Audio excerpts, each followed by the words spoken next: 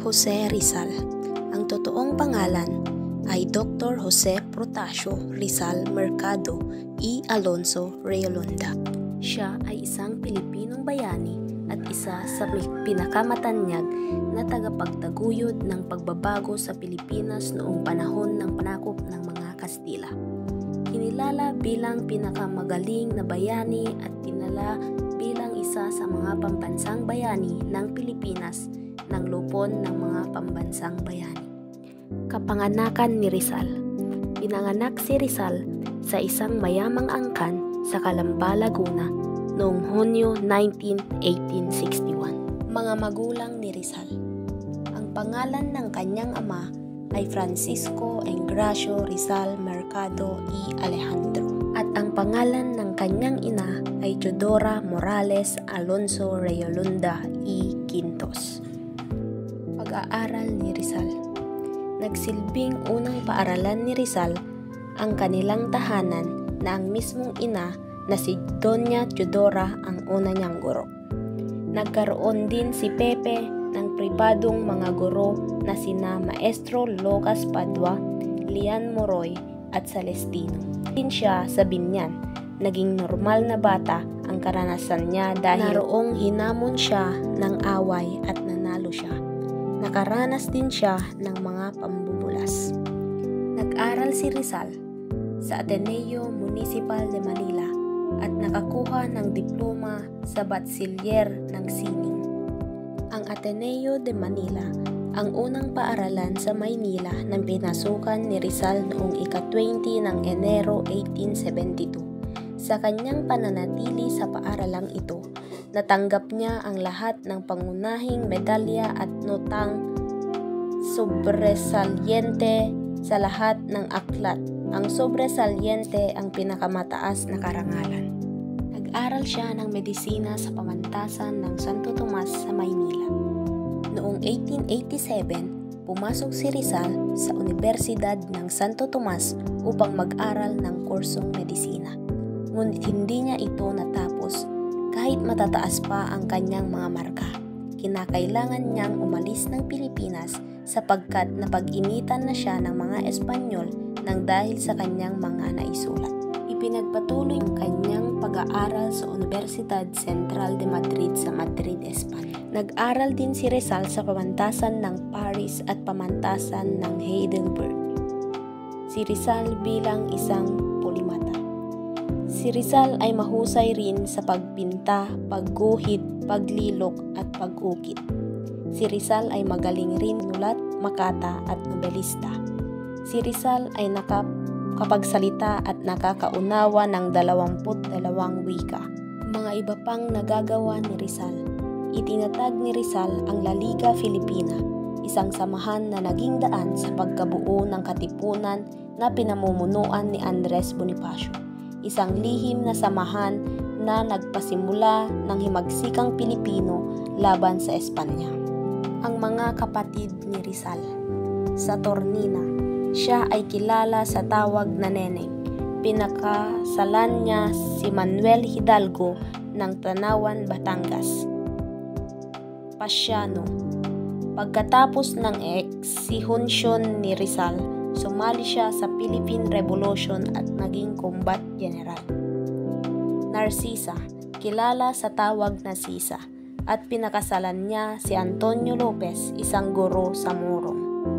Olympia, kilala sa tawag na Pia, pinakasalan niya si Silvestre Ubaldo, isang operador ng telegrapo sa Maynila.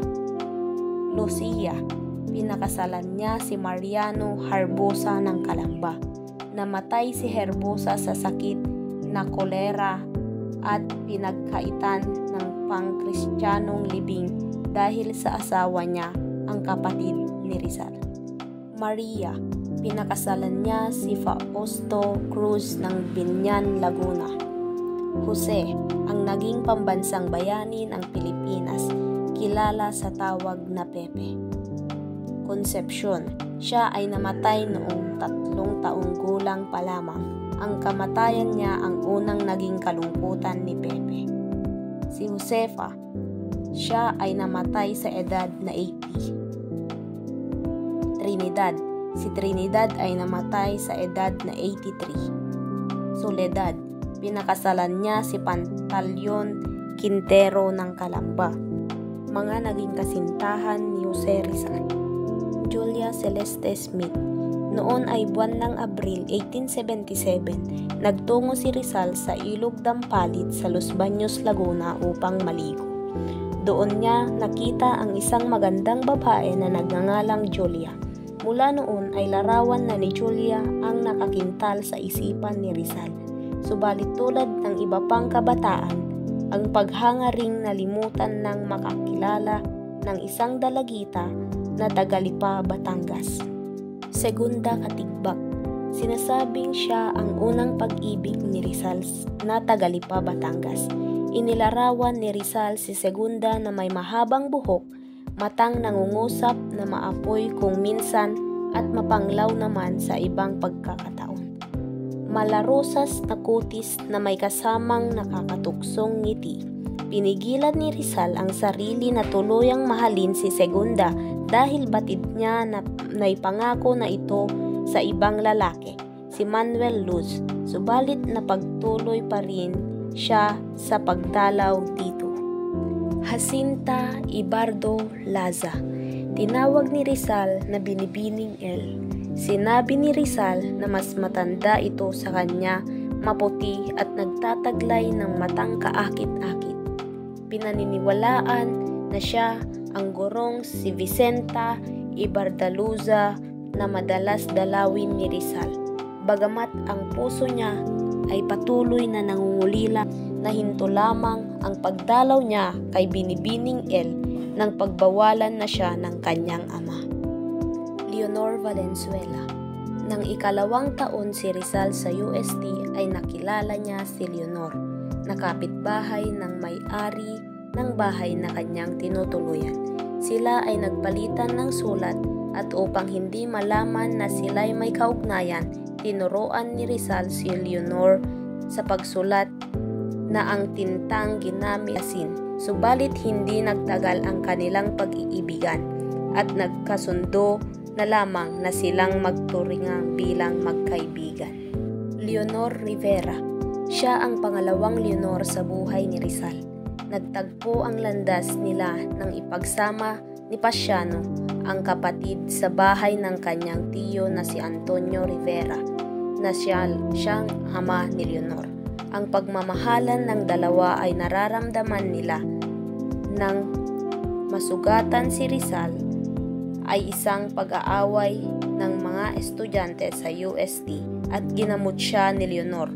Matagal nagkawalay ang dalawa tungo si Rizal sa Madrid hanggang sa ikinasal si Leonor sa ibang lalaki na si Henry Keeping noong June 17, 1891. Consuelo Ortega Rey. Si Rizal ay hindi naman kagandahang lalaki, ngunit nagtataglay ng maraming talento kaya't nagustuhan siya ng magandang anak ni Don Pablo sa Madrid na si Consuelo. May dalawang dahilan kung bakit umayaw si Rizal sa relasyon nila. May kasunduan na sila ni Leonor, ang kanyang kaibigan at kasamahan sa propaganda na si Eduardo Delete ay may gusto rin kay Consuelo. Gertrude Beckett. Anak si Gertrude ng may-ari ng bahay na tinirhan ni Rizal nang magtungo siya sa London. Inilarawan ni Rizal si Beckett bilang babaeng may kulay brown na buhok, asul na mata at mapupulang mga pisngi. Hindi rin nagtagal at umalis siya sa London upang makalimutan na siya si Beckett at ipagpatuloy ang misyon sa Maynila. Nelly Bosted. Isang babaeng maganda, matalino, mahinahon, mataas na moralidad at totoong Pilipina. May dalawang dahilan kung bakit hindi niyaya ni Rizal si Bosted na magpakasal. Ayaw ng ina ni Nelly kay Rizal at ayaw palipat ni Rizal sa relihiyong Protestantismo na gusto naman ni Nelly. Seiko Usoy o Sensai. Si Seiko ay 23, si Rizal naman ay 27. Nagsimula ang pag-iibigan nila nang lumipat si Rizal selegasyon ng Espanya sa Azabu, distrito ng Tokyo. Humanga si Seiko kay Rizal dahil sa pagkamaginoo nito. Doon na sana titira sa Japan si Rizal, ngunit mas nanaig ang misyon niya sa pagpapalaya sa Pilipinas. Taong 1897, matapos mamatay ni Rizal, at pakasal si Seiko kay Alfred Carleton, isang British na guro ng chemistry. Namatay si Seiko noong Mayo 1, 1947. Susan Jacobi, isa sa dahilan kung bakit masaya si Rizal nang umalis sa Belgium. Noong Abril 1891, pagkatapos isulat ang El Filibusterismo, ay bumalik siya sa Belgica na ikinatuwa naman ni Susan Jacobi. Josephine Bracken, isang babaeng Irish na 18 taong gulang. Nagkita sila ni Rizal ni Bracken, ang ama nito na si George Topher sa dapitan.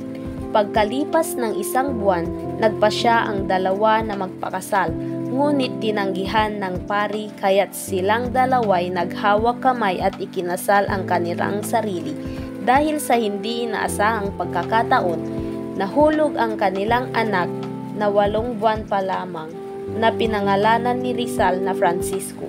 Bago namatay si Rizal, ibinigay muna ang librong Imitation of Christ ni Padre Tomas Kempis. Ikinasal si Josephine 2 taon matapos mamatay si Rizal kay Vicente Abad.